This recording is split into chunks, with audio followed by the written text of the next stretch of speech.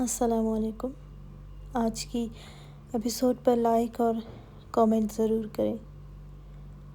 اسیر نکاح قسط 100 پارٹ 1۔ تحریر گل۔ زرمینہ خان جلدی ہی اٹھ گئی تھی اور پھر انا جان کے کمرے میں گئی تھی۔ وہ بھی تسبیح کر رہی تھی۔ آغا جان بھی بیڈ سے ٹیک لگائے ہوئے تھے۔ زرمینہ خان کو دروازے میں دیکھ کر انا جان نے اندر بلایا۔ زرمینہ آ جاؤ۔ انا جان کی آواز پر آغا جان نے بھی دروازے کی طرف دیکھا۔ زرمینہ خان کمرے میں آئی تو انا جان نے اسے اپنے پاؤں کی طرف جگہ بناتے ہوئے بیٹھی اور اسے وہاں بیٹھنے کا کہا تھا۔ زرمینہ خان بھی بیٹھ گئی تھی۔ وہ بھی ابھی نماز سے فارغ ہوئی تھی۔ مجھے نیند نہیں آ رہی تھی، اس لیے سوچا آپ کے پاس آ جاؤں۔ آغا جان بھی مسکرائے۔ اچھا کیا۔ پھر انا جان کو دیکھ کر بولے، خانم چائے کا ملازمہ سے کہہ دو، ابھی چائے پیتے ہیں ہماری بیٹی کے ساتھ۔ انا جان نے اثبات میں سر ہلایا اور ملازمہ کو آواز دی۔ ملازمہ اندر آئی۔ جی انا جان، ملازمہ نے کہا، بچے ہمارے لیے چائے لے آؤ۔ ملازمہ کے جانے کے بعد وہ لوگ کل کے بارے میں بات کرنے لگے اور پھر کچھ دیر میں چائے بھی آ گئی تھی۔ زرمینہ خان نے انا جان اور آغا جان کو دیکھتے ہوئے کہا، مورے بابا، مجھے بات کرنی تھی آپ سے۔ دونوں ہی اس کی طرف متوجہ ہوئے تھے۔ ہاں بولو بچے۔ آغا جان نے کہا، بابا جان میں چاہتی ہوں کہ پلوشے خضر سے ہی شادی کرے۔ میں جانتی ہوں وہ ابھی ناراض ہے، لیکن وہ بہت اچھی ہے، بہت نرم دل ہے وہ۔ اگر آپ لوگ بھی اس کو سمجھائیں گے وہ مان جائے گی۔ میں نہیں سمجھا سکتی ہوں، اس کو لگے گا میں اس کے بارے میں نہیں سوچ رہی ہوں۔ زرمینہ خان کی بات پر آغا جان نے گہری سانس لی۔ زرمینہ، میں اور خانم بھی اس کو نہیں سمجھا سکتے ہیں، کیونکہ اس کو لگے گا کہ ہم بھی اس کی مرضی پر راضی نہیں ہیں۔ جان گیا ہوں خضر خان پلوشے کو بہت چاہتا ہے، لیکن مجھے لگتا ہے اس دفعہ پلوشے کو وقت دینا چاہیے اور خضر خان کو بھی اب انتظار کرنا چاہیے، تاکہ پلوشے اپنی خوشی سے کوئی بھی فیصلہ کرے۔ تم اس کے لیے پریشان مت ہو۔ آغا جان کی بات پر انا جان خاموش رہی تھی۔ وہ سب کو بتا چکی تھی کہ وہ خضر خان کی منکوحہ ہے۔ زرمینہ خان نے اثبات میں سر ہلایا، لیکن دل اندر سے بہت اداس تھا کہ پلوشے کے بنا دل بھی نہیں لگ رہا تھا۔ پھر وہ کافی دیر زرمینہ خان وہیں ان کے پاس رہی تھی۔ اٹھ کر 8 کے قریب پلوشے بھی نیچے آئی تھی۔ ڈارک پنک کپڑوں میں وہ خود بھی اس رنگ کی لگ رہی تھی۔ کچھ جو مہمان رہ گئے تھے وہ آج جانے والے تھے۔ آغا جان مردان خانے کے لیے نکلے تھے۔ انا جان بھی کچھ مہمانوں کے ساتھ مصروف ہوئی تھی جو آج جانے والے تھے۔ زرمینہ خان زنان خانے میں آئی تھی جب فارس خان زادہ، جو ایکسرسائز کے لیے صبح 6 کا گیا تھا اور 8 کو واپس آیا تھا، ٹریک سوٹ زیب تن کیے ہوئے تھا۔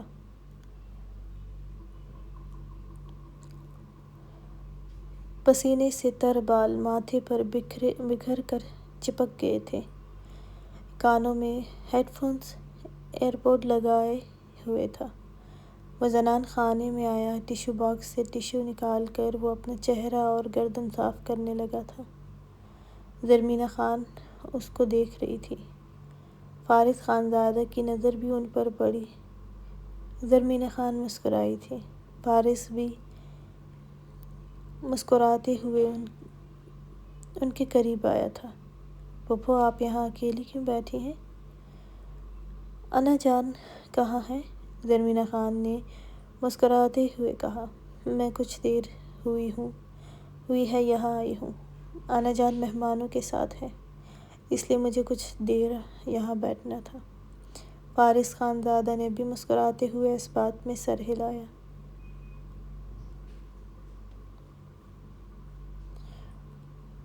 وہاں سے اپنے پسینے سے تر وجود کو محسوس کرتا ہوا شاور لینے کے لیے جانا چاہتا تھا۔ پھپھو جان، وہ جانے لگا۔ وہ کہتا ہوا مڑا جب زرمینہ خان نے روکا۔ فارس بچے، بات کر سکتی ہوں تم سے؟ فارس نے رک کر زرمینہ خان کی طرف دیکھا۔ جی پھپھو، کریں۔ زرمینہ خان نے کہا، میں انم کے بارے میں پوچھنا چاہتی ہوں۔ فارس خان زادہ، جو بڑے غور سے زرمینہ خان کو دیکھ رہا تھا، اپنے کانوں سے ایئر پوڈز بھی ہٹا گیا تھا۔ جی پھپھو، کیا بات کرنی تھی؟ فارس خان زادہ سیدھا ہوا۔ کیا تم انم کے ساتھ یہ رشتہ نہیں رکھنا چاہتے ہو؟ زرمینہ خان کی بات پر وہ ایک دم سے خاموش ہوا تھا۔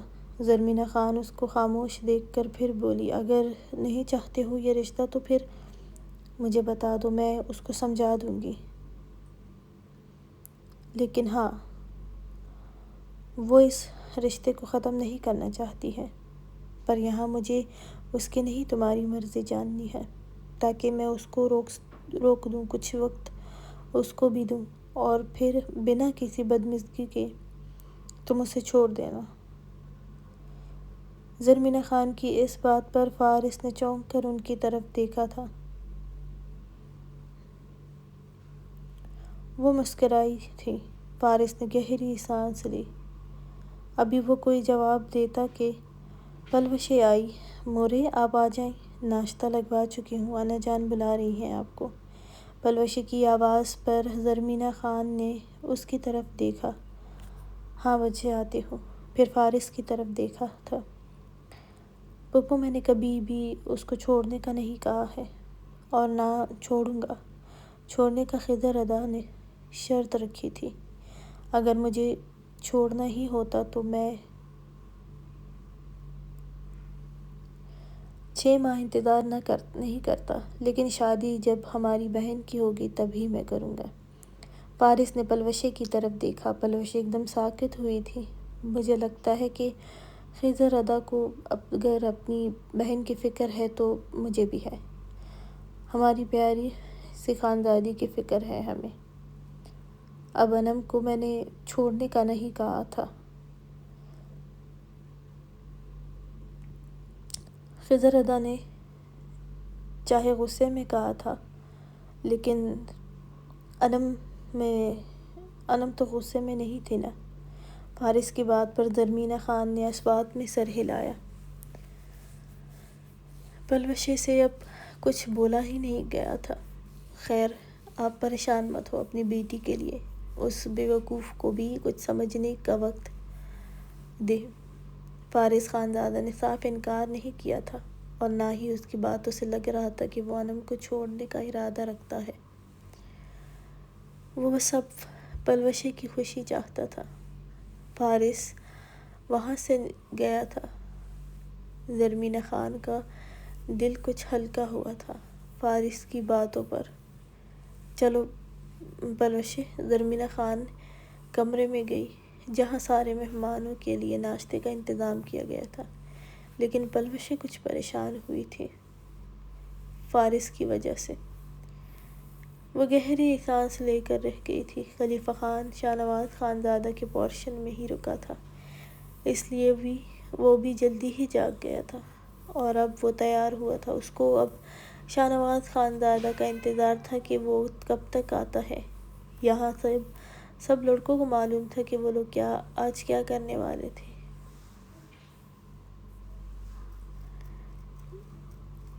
وہ لوگ سارے ثبوتوں کے ساتھ جانے والے تھے۔ شاہ نواز خان زادہ نے کشمالہ کی طرف دیکھا۔ وہ بال بنا رہی تھی۔ کشمالہ خلیفہ خان سے ملنا ہے۔ وہ آخر کمرے میں ہے۔ کشمالہ نے جلدی سے کہا۔ ہاں ملنا ہے۔ شاہ نواز خانزادہ بھی تیار تھا۔ چلو تمہیں لے چلتا ہوں، مل لو، اس نے پھر نکلنا ہے۔ کشمالہ نے اس بات میں سر ہلایا۔ خلیفہ خان وہ کمرے میں آئی۔ خلیفہ خان صوفے پر بیٹھا تیار تھا۔ ادا جان، کشمالہ نے مسکراتے ہوئے کہا۔ خلیفہ خان بھی مسکراتے ہوئے کھڑا ہوا اور اس کے قریب گیا۔ کیسی ہے میری بیٹی؟ وہ کشمالہ کا سر اپنے سینے سے لگاتے ہوئے وہاں لب رکھتے ہوئے پیار سے پوچھنے لگا۔ بالکل ٹھیک ہوں، لیکن مجھے نوشین بھابی کو بھی دیکھنا تھا۔ خلیفہ خان نے اس بات میں سر ہلایا۔ جیسے ہی اس کی طبیعت ٹھیک ہوتی ہے میں اس کو تم سے ملوانے لے کر آؤں گا، ٹھیک ہے؟ کشمالہ نے ناراضگی سے شاہ نواز خانزادہ کی طرف دیکھا۔ لیکن آپ نے تو کہا تھا کہ پہلے میں ٹھیک ہو جاؤں گی اور پھر آپ مجھے لے کر چلیں گے۔ کشمالہ کی بات پر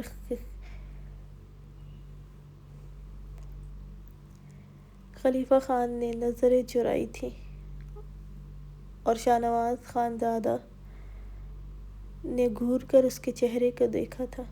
ہاں ایسا ہی ہوگا۔ اب تم نے اگر مل لیا ہے تو پھر ایسا کرو، تم واپس چلی جاؤ۔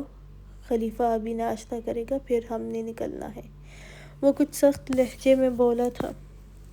اس کی بے وقوفی پر کشمالہ نے کہا۔ ادا جان، آپ نے ناشتہ نہیں کیا ابھی؟ خلیفہ خان نے جلدی سے نفی میں سر ہلایا۔ اچھا پھر آپ کر لیں، میں پھر آ جاؤں گی۔ خلیفہ خان نے اس بات میں سر ہلایا تھا۔ حیا کی آنکھ دیر سے کھلی تھی کیونکہ رات کے آخری پہر تک تو شاہزین خانزادہ نے نہیں چھوڑا تھا۔ اس میں ہمت ہی کہاں تھی اٹھنے کی۔ حیا نے اب آنکھیں بمشکل کھولی تھیں اور وہ بھی شاہیر کی روتی ہوئی آواز سن کر۔ حیا نے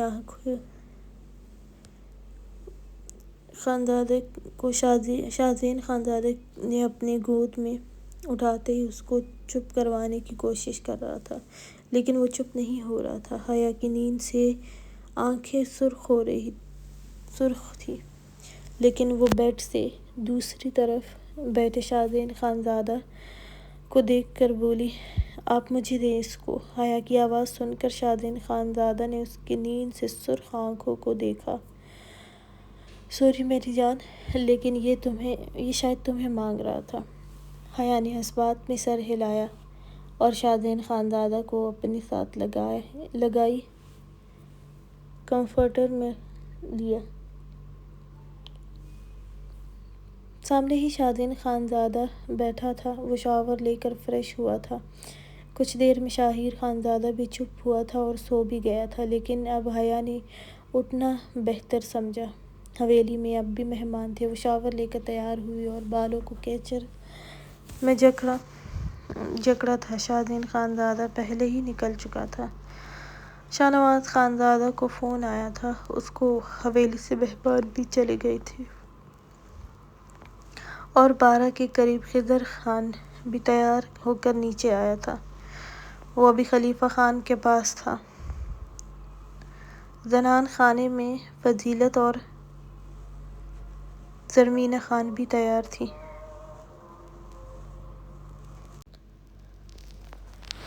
پلوشیں بھی کھڑی شاہیر خانزادہ کو بار بار پیار کر رہی تھیں۔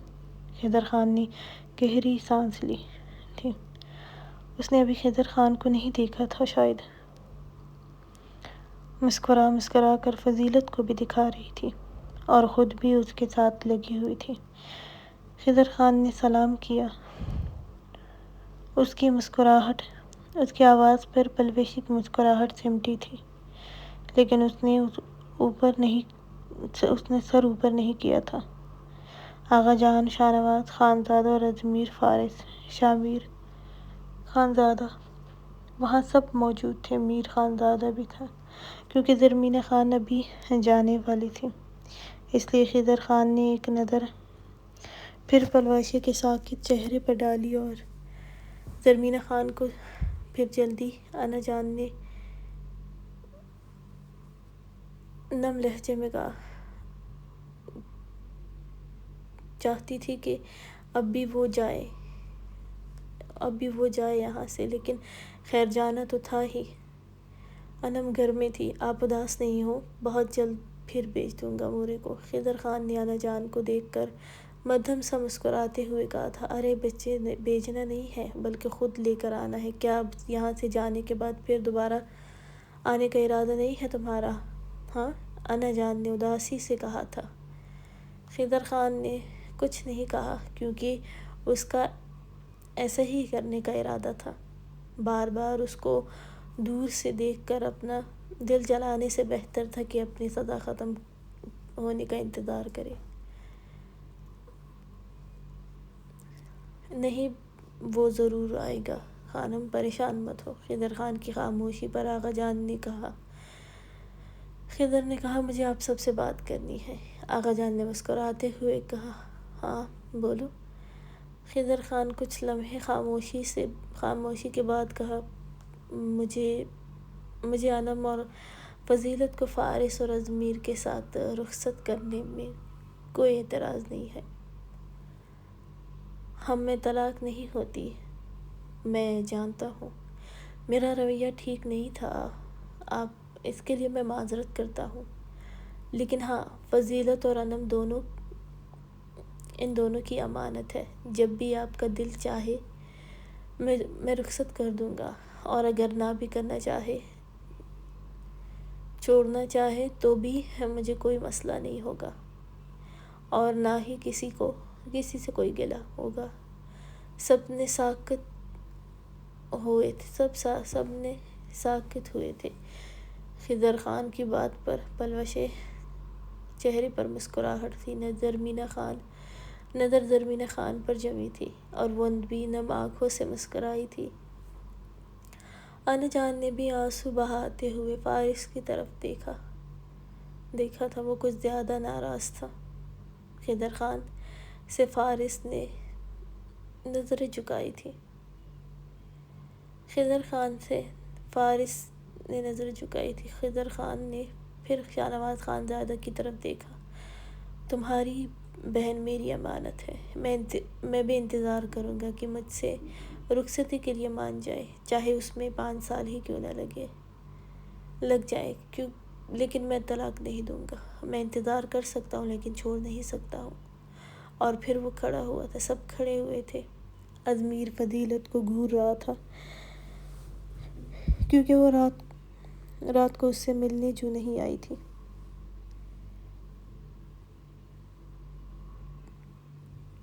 فضیلت بھی جانتی تھی کہ اس لیے اس کی نظروں کی تپش محسوس کر رہی تھی، لیکن اس کی طرف غلطی سے بھی دیکھنے کی کوشش نہیں کر رہی تھی۔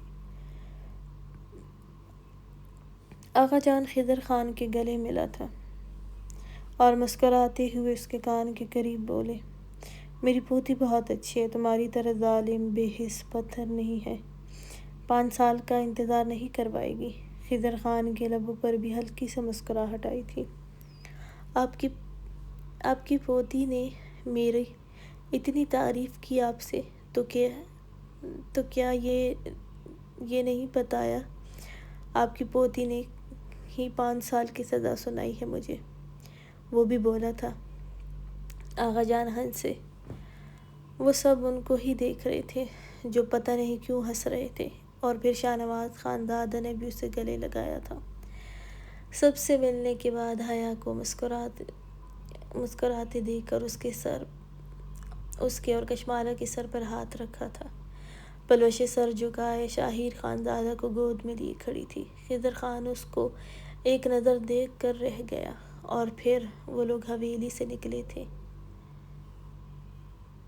خلیفہ خان اور شاہنواز خانزادہ اپنے گارڈز کے ہمراہ جمال خانزادہ کی حویلی سے نکلے تھے۔ خضر خان سیٹ کی پشت سے سر ٹکائے پلوشے کو ہی سوچ رہا تھا۔ اس کے فون پر کال آنے لگی، جسے دیکھ کر خضر خان نے سائلنٹ پر کیا۔ مینیجر کا تھا وہ، اور وہ ابھی بات نہیں کرنا چاہتا تھا، بس اس کو سوچنا چاہتا تھا اور پھر سے آنکھیں مونڈے اسی کو سوچ رہا تھا۔ کچھ دیر گزری تھی جب زرمینہ خان نے کہا، خضر، میں نے کہا تھا نا مجھے نوشین سے ملنا ہے۔ خضر خان نے آنکھیں کھول کر ان کی طرف دیکھا۔ جی مورے، خلیفہ خان کے گھر جا رہے ہیں، خضر خان نے کہا۔ گاڑی ڈرائیور ڈرائیو کر رہا تھا۔ جمال خان زادہ کے خلاف خلیفہ خان کے پاس بہت کچھ تھا اور وہ خود شاہنواز خان زادہ کے ساتھ اس کی حویلی آیا تھا۔ کچھ دوسرے گاؤں کے سردار بھی تھے ساتھ۔ گاؤں میں بھی یہ بات پھیل گئی تھی کہ جمال خان زادہ کی حویلی شاہنواز خان زادہ اور خلیفہ خان آئے ہیں۔ وہ لوگ مردان خانے میں تھے اور اندر جمال خان زادہ کو بلوانے کا پیغام بھیجا گیا تھا۔ لیکن کافی دیر گزرنے کے بعد آسیہ چادر میں ملبوس اندر آئی تھی۔ جی فرمائیں، کس لیے آپ سردار جمال خان زادہ سے ملنے آئے ہیں؟ آسیہ نے بنا کوئی سلام کیے سخت لہجے میں پوچھا تھا۔ خلیفہ خان نے شاہنواز خان زادہ کی طرف دیکھا تھا۔ شاہنواز خان زادہ بھی کھڑا ہوا تھا۔ خانم، آپ کا بھائی جمال خان زادہ یہاں کا سردار نہیں ہے اور یہ گاؤں والوں کی مرضی سے ہے۔ یہاں کا سردار میں ہوں، تو جمال خان زادہ کو کہیں مرد کی طرح میرے ساتھ بات کرے اور اپنے گناہ کی سزا بھی پوری کرے۔ آسیہ نے شدید غصے سے دانت پر دانت جماتے ہوئے شاہنواز خان زادہ کو دیکھا تھا۔ تم جمال خان زادہ سے سرداری نہیں لے سکتے ہو اور نہ ہی گاؤں والوں میں اتنی ہمت ہے کہ وہ یہ سب کرے، اور نہ ہی اس نے کوئی گناہ کیا ہے۔ آسیہ کی بات پر شاہنواز خان زادہ لب پینچ گیا تھا۔ اگر تمہارے بھائی نے کوئی گناہ کیا ہے تو بلاؤ اس کو میرے سامنے۔ خلیفہ خان سے اب شاہنواز خان زادہ کی طرح ضبط کہاں ہوتا تھا۔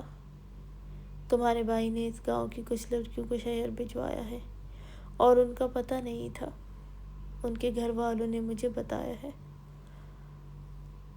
اور ہاں، اگر تم کہو گی کہ یہ جھوٹ ہے تو وہ لڑکیاں اب میرے پاس ہے اور میں کوئی جرگہ نئی پولیس کے حوالے کروں گا تمہارے بھائی کو، بلکہ میں اس کو اسی حویلی میں مار کر جاؤں گا۔ خلیفہ خان نے جیب میں دونوں ہاتھ ڈالے اور غراتے ہوئے بولا تھا۔ آسیہ مسکرائی تھی۔ اچھا، تمہیں بس وہ لڑکیاں ملی ہے، وہ تو تم اس کو سزا دینے آئے ہو۔ تم لوگوں میں اتنی ہمت کہاں ہے اس کو کچھ بھی کہہ سکو؟ وہ جمال خان زادہ ہے، اس نے جلال خان زادہ اور حیات خان کو بھی سالوں پہلے مار دیا تھا۔ کیا کوئی کچھ بگاڑ سکا ہے جمال خان زادہ کا؟ نہیں نا، اب تم دونوں کی باری ہے۔ اور جیسے تاج محمد خان زادہ پہلے کچھ نہیں کر سکا تھا، ڈر گیا تھا اور جمال خان زادہ کے اشاروں پر چلنے لگا تھا، ایسے ہی اب بھی وہ ایسا کرے گا جب وہ اپنے پوتے کو ویسے ہی خون میں تر دیکھے گا۔ آسیہ نے نفرت سے ان کی طرف دیکھتے ہوئے کہا تھا۔ ساتھ آئے کچھ دوسرے سردار بھی حیرت سے شاہنواز خان زادہ کو دیکھنے لگے تھے۔ شاہنواز خان زادہ نے مٹھیاں سختی سے بھینجی۔ خلیفہ خان کا دل کر رہا تھا ایک گولی چلائے، لیکن وہ ضبط کر رہا تھا۔ ابھی کے لیے چلو، پھر تو اس کا مرنا بھی پکا ہوا ہے، خلیفہ خان نے غراتے ہوئے کہا تھا۔ آسیہ مسکرائی تھی۔ تم تو بات ہی مت کرو، اب کیا اس کو مارو گے تم تو پہلے اپنے گھر کی حفاظت نہیں کر سکتے ہو، اپنے ہونے والے بچے کی فکر نہیں ہے تمہیں، اور نہ ہی بیوی کی۔ خلیفہ خان نے چونک کر اس کی طرف دیکھا تھا۔ میں تمہاری عمر کا لحاظ کر رہا ہوں، وہ سخت لہجے میں آسیہ کو دیکھ کر بولا تھا۔ لیکن شاہ نواز خانزادہ کچھ پریشان ہوا تھا، جلدی سے اپنے گارڈز کو حویلی کے اندر جانے کا کہا تھا۔ اچھا، میری باتیں تمہیں بکواس لگ رہی ہیں؟ ہاں، تو پھر ذرا کرو فون اپنے گھر کہ وہاں کوئی زندہ ہے بھی کہ نہیں۔ آسیہ کی بات سن کر خلیفہ خان کا بھی دل زور سے دھڑکا تھا۔ ارے ذرا فون کرو نا، یہ نہ ہو آخری بات بھی نہ کر سکو اپنی بیوی سے، وہ مسکراتے ہوئے بول رہی تھی۔ تبھی شاہ نواز خانزادہ کے آدمیوں نے اس کو بتایا کہ جمال خانزادہ وہیں نہیں تھا، حویلی میں کوئی بھی نہیں ہے، صرف آسیہ خانم ہی تھی۔ وہ پریشانی سے خلیفہ خان کو دیکھنے لگا۔ خلیفہ خان کا دل پتہ نہیں کیوں زوروں سے دھڑکنے لگا تھا، کچھ غلط ہونے کا ڈر سے، لیکن وہ اپنے گارڈز چھوڑ کر آیا تھا، ایسا تو کبھی نہیں ہو سکتا تھا۔ وہ دل میں ہی خود سے بولا تھا، چلو تمہاری مرضی، نہیں بات کرنا چاہتے ہو اپنی بیوی سے تو۔ شاہ نواز خانزادہ نے خلیفہ خان کو جانے کا کہا۔ چلو خلیفہ خان جلدی۔ آسیہ ہنس رہی تھی جیسے پاگل ہو گئی ہو۔ خلیفہ خان نے باہر کی طرف بڑھتے ہوئے اپنا فون نکالا تھا۔ وہ گاڑی میں بیٹھا اور اس دفعہ شاہ نواز خانزادہ اس کے ڈرائیور کی جگہ گاڑی ڈرائیو کرنے لگا تھا اور بڑی تیزی سے روانہ ہوا تھا۔ خلیفہ خان نے خالہ کو فون ملایا لیکن کوئی کال نہیں پک کر رہا تھا۔ اس کا دل گھبرایا تھا۔ اس نے پھر فون کیا لیکن اب بھی خالہ نے کوئی جواب نہیں دیا تھا، اور ایسا کبھی نہیں ہوا تھا کہ وہ فون کرے اور خالہ جواب نہ دے۔ لیکن وہ سخت چہرے سے پوری رفتار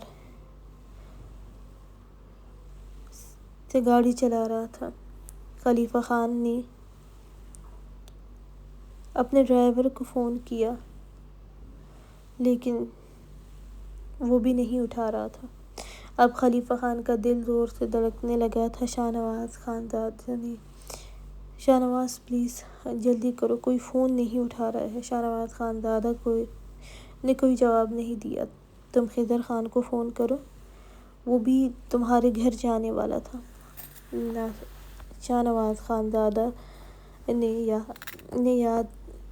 کو یاد آیا تھا خلیفہ خان سے بات کر رہا تھا۔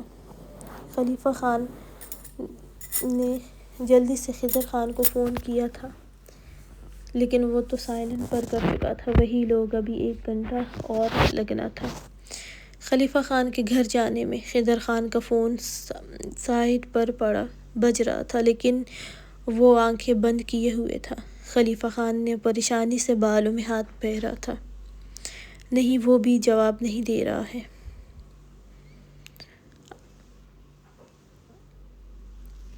اچھا تم پریشان مت ہو، کچھ نہیں ہوگا شاہ نواز خانزادہ نے اس کو کہا، لیکن اس کا دل بھی کہہ رہا تھا کہ کچھ برا ہونے والا ہے۔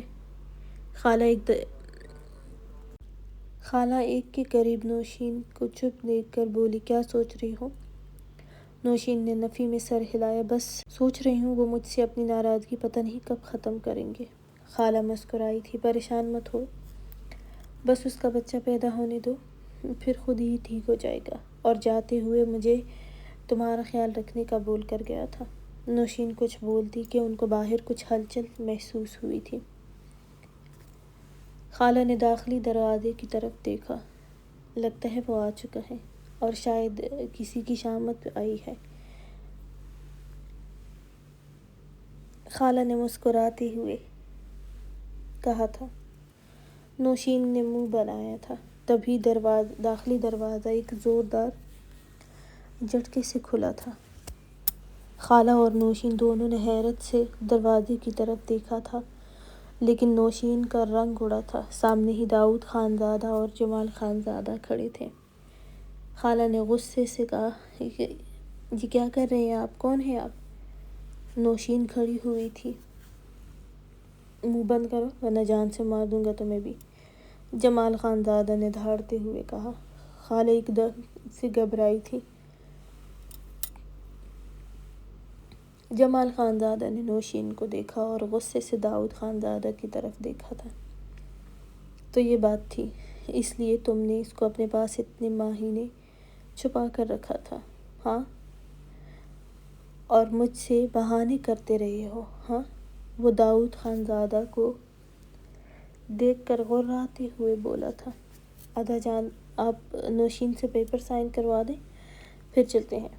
داؤد خان زادہ کی بات پر جمال خان زادہ اس کو دھکیلا اور نوشین کی طرف بڑھا تھا۔ نوشین گھبرائی تھی اور خالہ کے پیچھے ہونے لگی تھی، لیکن جمال خان زادہ نے خالہ کو پیچھے دھکیلا، وہ لڑکھڑاتے ہوئے گری تھی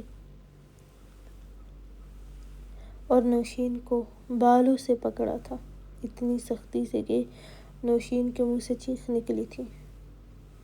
خالہ بمشکل کھڑی ہوئی، اسے چھوڑ دو، وہ بیمار ہے، خالہ نوشین کی زرد رنگت اور چیخ پر اس کے قریب آتے ہوئے بولی تھی۔ داؤد خان زادہ بھی ایک دم سے قریب آیا تھا اور جمال خان زادہ کے بازو پر ہاتھ۔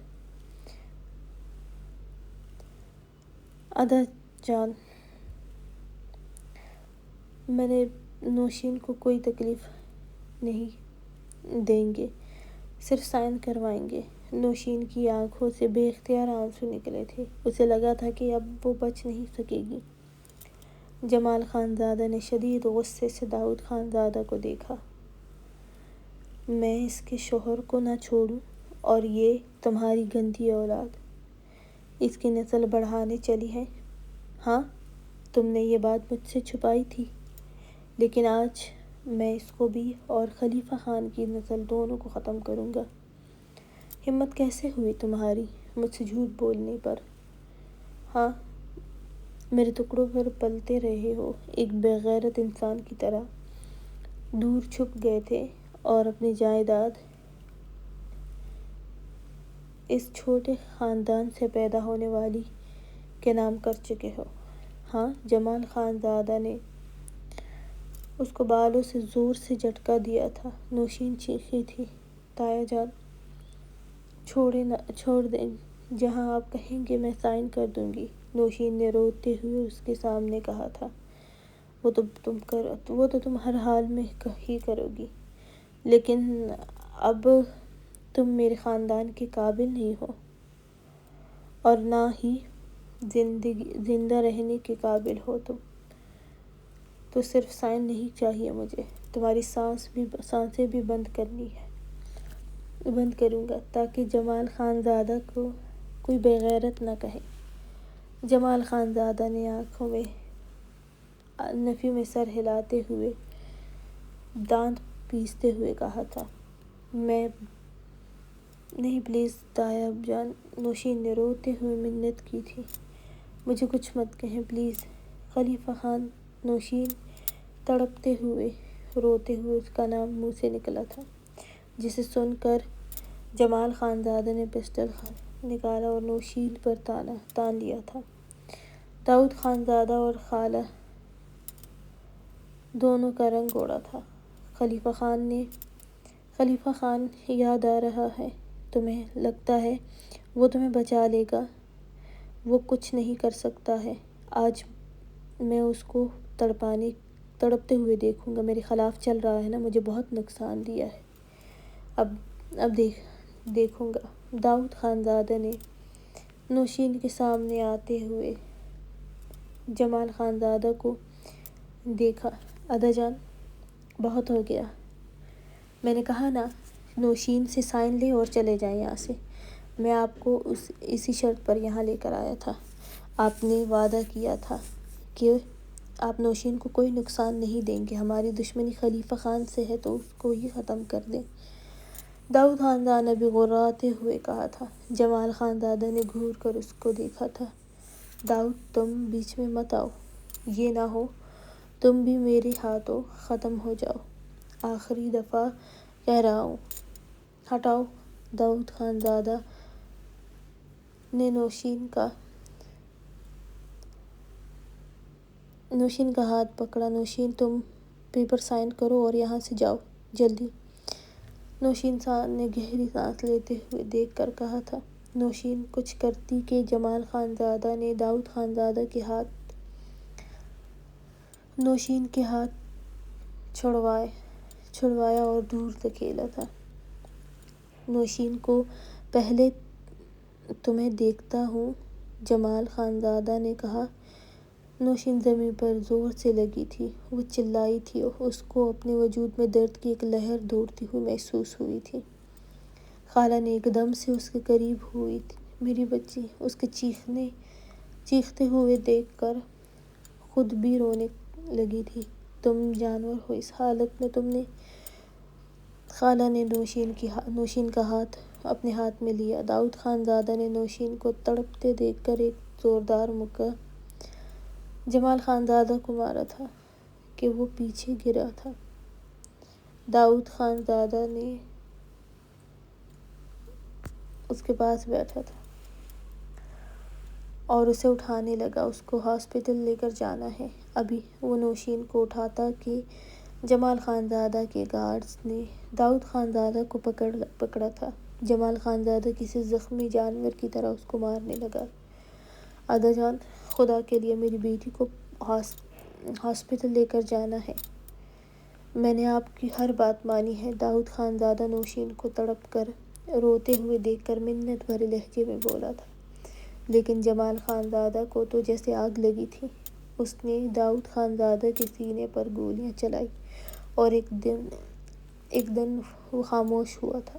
نوشین اور خالہ بری طرح ڈر گئی تھیں۔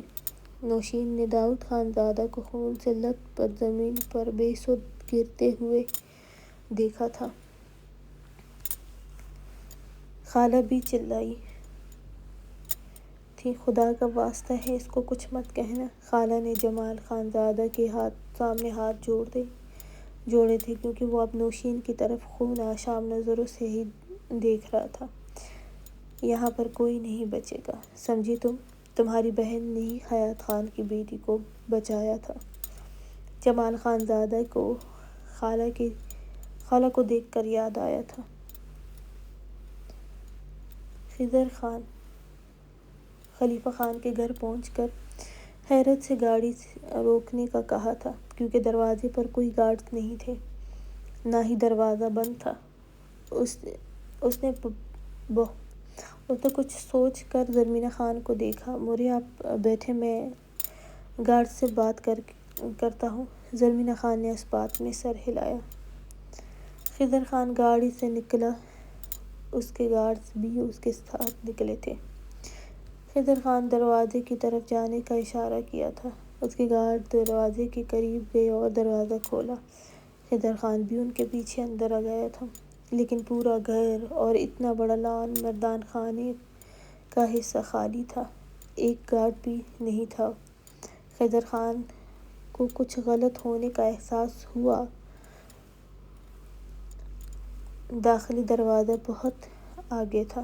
خضر خان نے وہاں جانے کا اشارہ کیا اور ساتھ خود بھی تھا، لیکن ابھی وہ لوگ آگے جاتے کہ کسی لڑکی کے چیخنے کی آوازیں آئی تھیں اور ساتھ ہی گولی چلنے کی آواز بھی آئی تھی۔ خضر خان کا دل زور سے دھڑکا تھا۔ وہ چلایا تھا، جلدی اندر جاؤ۔ جمال خانزادہ کے گارڈز بھی ان کو دیکھ گئے تھے اور وہ اب سب ایک دوسرے کو دیکھ چکا تھا۔ وہاں سے کچھ ہی دیر میں کچھ تو وہیں دیر ہوئے تھے اور کچھ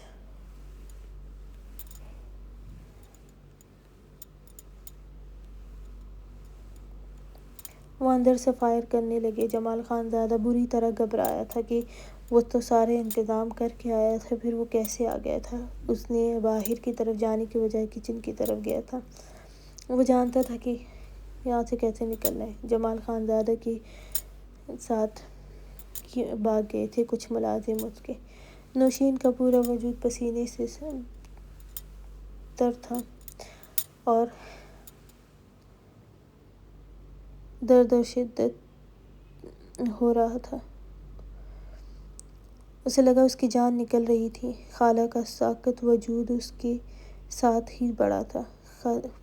خضر خان اندر آیا، نوشین کو تڑپتے ہوئے دیکھا تھا۔ وہ خود قریب نہیں جا سکتا تھا، لیکن اس کی چیخیں اس کو بہت پریشان کر گئی تھیں۔ درمینہ خان اور فضیلت اندر آئی۔ داؤد خان زادہ ساکت وجود اور خالہ کو دیکھا تھا۔ نوشین کو چیختے ہوئے دیکھا اور تیزی سے اس کے قریب آئی تھی۔ خلیفہ خان، پلیز مجھے ہاسپٹل لے جائیں، نوشین نے تڑپ کر روتے ہوئے بمشکل کہا تھا۔ خلیفہ خان کو بتائیں، وہ تڑپتے ہوئے بمشکل بول رہی تھی۔ شاہ نواز خان زادہ اور خلیفہ خان جس رفتار سے پہنچے تھے، گھر کا گیٹ کھلا دیکھ کر وہ گاڑی سے نکلا اور بھاگتے ہوئے اندر آیا تھا۔ خضر خان کے گارڈز وہیں پر تھے۔ اس کے داخلی دروازے پر ہی اس نے نوشین کی چیخیں سنی تھیں۔ اس کی جان نکلی تھی، لیکن وہ اندر کا ماحول دیکھ کر گھبرایا تھا، لیکن جلدی سے نوشین کے تڑپتے وجود کی طرف بھاگا تھا۔ خضر خان دروازے میں ہی کھڑا تھا۔ نوشین، خلیفہ خان، تڑپ کر اسے پکارا۔ درمینہ خان اور فضیلت اس کا دوپٹہ ٹھیک کرتی اس کو اٹھانے کی کوشش کر رہی تھی کہ خلیفہ خان کی آواز پر اس کی طرف دیکھا تھا۔ خلیفہ خان اس کے پاس بیٹھا۔ اس کو ہاسپٹل کے لیے لے کر جانا ہے، جلدی کرو، اس کی حالت خراب ہے۔ درمینہ خان نے نوشین کو بے حال دیکھ کر پریشانی سے کہا تھا۔ خلیفہ خان نے اسے گود میں بھرا تھا اور اٹھایا۔